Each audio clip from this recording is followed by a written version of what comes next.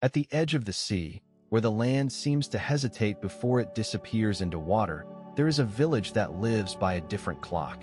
Not a clock of hours and minutes, but of tides.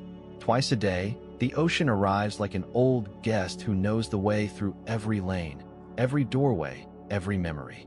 And when it comes, the village vanishes. Not in a magical way, not all at once, but steadily, inch by inch, until the paths are gone, the lower walls are swallowed, and the houses sit in a broad sheet of water as if they were floating on the sea itself. From a distance, it looks impossible. Up close, it is simply life. This is the story of a place like a half-remembered dream, a village that disappears when the tide comes in, and the people who have chosen to stay. To understand this village, you have to imagine a world where water is not something outside your daily life, but something that decides it. The village sits in a tidal landscape, the kind of place where the sea retreats far enough to reveal muddy flats, channels, and hidden paths, and then returns with patient certainty. At low tide, the village is open and exposed. Boats rest in the mud. Fishermen walk across wet ground that will soon be underwater. Children chase crabs. Dogs nose through seagrass. The air smells of salt, mud, and the faint tang of fish. Then the tide turns. At first, nothing dramatic happens. A little water creeps along the channels. A shimmer appears where the ground was dry. Then the edges of the village begin to change. The lowest paths disappear. The base of a wall becomes a line in the water. Doorsteps turn into small islands. In the final minutes, the whole village seems to drift into another world. Roads become canals. Yards become ponds. Reflections replace footprints. And for a while, the village is no longer a village at all, but a scattering of rooftops and chimneys surrounded by the sea. This kind of place exists in several parts of the world, especially in coastal regions shaped by extreme tides.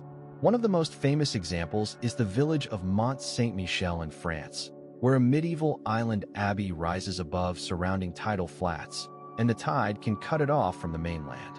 There are also smaller communities in places like the Bay of Fundy in Canada, where the highest tides in the world can transform the landscape with astonishing speed, and in parts of Southeast Asia and Northern Europe, where fishermen's villages have learned to live with the daily advance and retreat of water.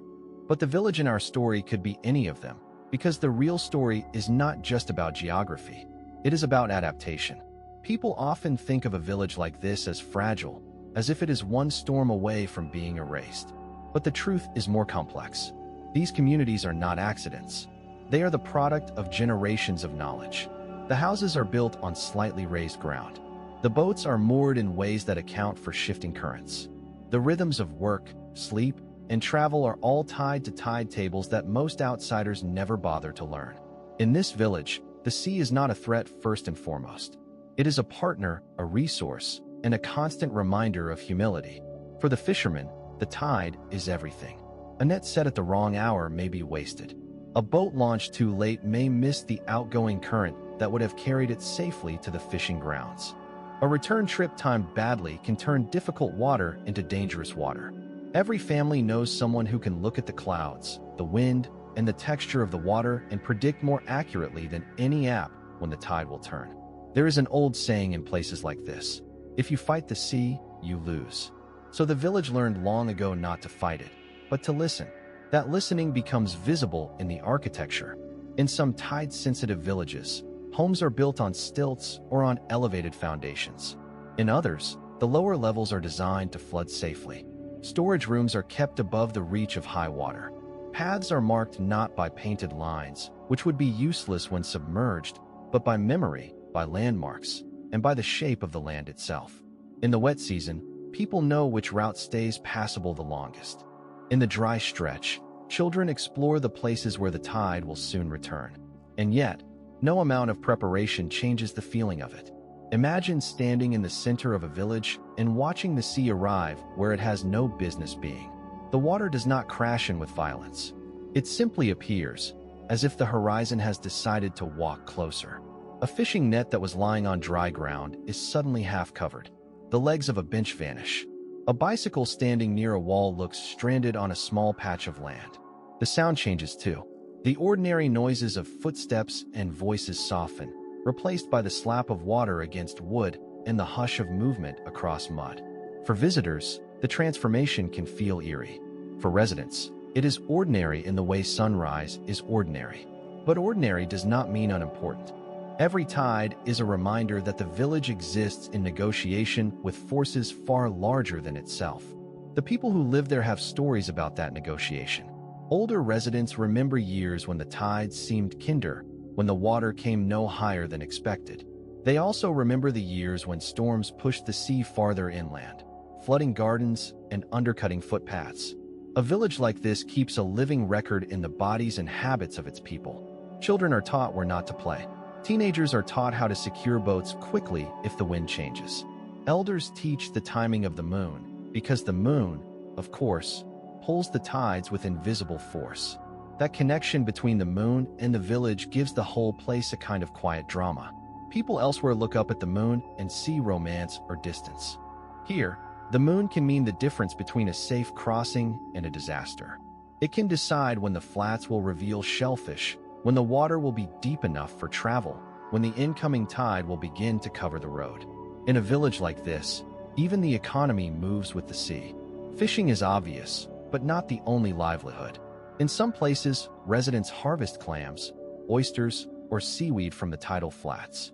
In others, they guide tourists who come to witness the spectacle. Local shops may sell dried fish, handmade goods, or tea to visitors who arrive expecting a novelty and leave with a new respect for coastal life. But tourism is a double-edged blessing.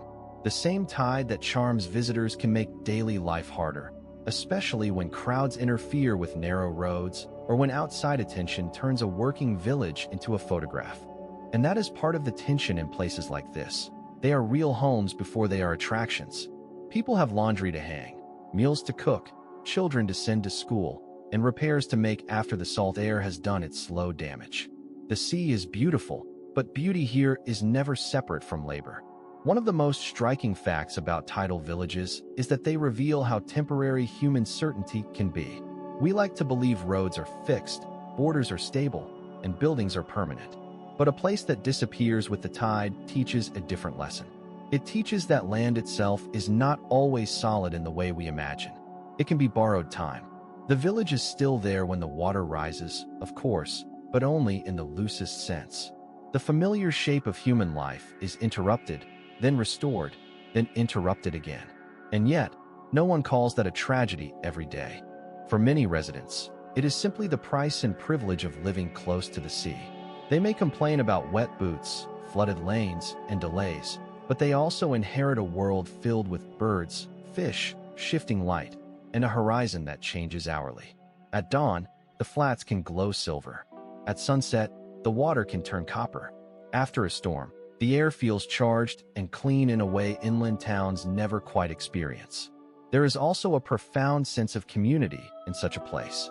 When nature forces everyone to adapt to the same schedule, people depend on one another more closely. Neighbors watch each other's boats. Children are escorted home before the tide turns. Families share warnings about changing currents. Knowledge is passed down not as abstract theory, but as practical survival. A young person in the village may know the names of local fish, the shape of the mud, and the exact point at which a submerged path becomes unsafe long before they learn formal geography in a classroom. That local knowledge is precious. Scientists and planners may use maps and forecasts, but the people who live beside the tide often notice details no satellite can capture. A slight change in water color may indicate sediment. A bird's behavior may hint at shifting conditions. The smell of the wind may signal rain or storm surge. In that sense, the village is not only surviving beside the sea, it is constantly reading it. Still, the future of villages like this is uncertain. Climate change is making tides, storms, and sea levels more dangerous in many regions. What once was an accepted rhythm can become a threat when the water rises higher than before. Some communities invest in seawalls, drainage systems, elevated roads, and restoration of wetlands that absorb floodwater. Others debate whether to hold on or relocate. For a village that disappears with the tide, the question is not philosophical. It is painfully practical. How much change can a community absorb before its traditions are washed away along with its streets? And that is what makes these villages so compelling. They are living proof that people can adapt to almost anything, but only up to a point. They ask us to consider not just resilience, but responsibility. If a place has survived for generations by respecting natural cycles, what happens when those cycles become unstable because of decisions made far away? The disappearing village becomes more than a local curiosity. It becomes a warning. But for all the warnings, there is still wonder here. There is wonder in the way a road can become a river and then, hours later, reappear as if nothing happened. There is wonder in the patience of the people who have built their lives around that rhythm. There is wonder in the sight of a village reflected upside down in tidewater, with the sky beneath it and the rooftops trembling in the current.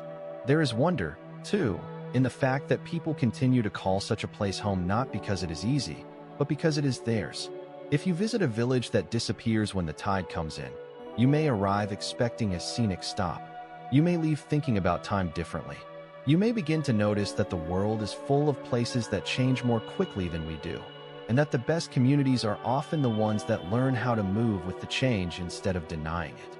The sea will keep coming. It always has. The tide will rise, cover the paths, hide the doorsteps, and turn the village into a floating fragment of land and light. Then, just as faithfully, it will withdraw. The mud will glisten. The boats will settle. The lanes will reappear. Life will resume, carrying with it the memory of having disappeared for a little while. And maybe that is the deepest lesson of this village. Nothing stays still. Not the sea, not the land, not even the people who live by both. What survives is not permanence, but adaptation. Not certainty, but rhythm. Not control, but understanding. So the next time you hear about a village that disappears when the tide comes in, don't think only of a strange natural phenomenon.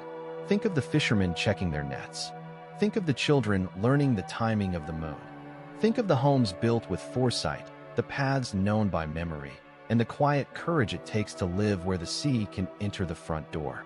If this story moved you, take a moment to reflect on the places in your own life that have shaped you through change rather than stability. And if you want more stories about extraordinary people and places around the world, subscribe for more.